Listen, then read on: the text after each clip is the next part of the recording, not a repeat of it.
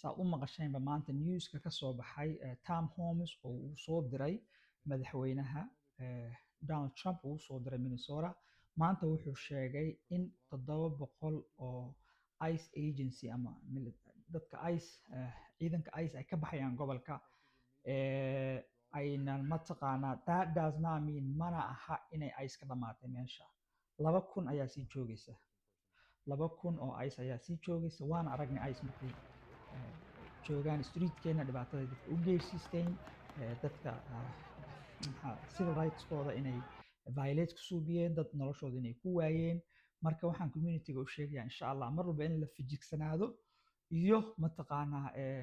know your rights. Of course our rights has been violated dad badan ayaa naga soo gaaray ICE marka dadka badanka oo vulnerable ah oo aan ka bixi karin guryahooda ama mataqaanaa ICE ka baqaya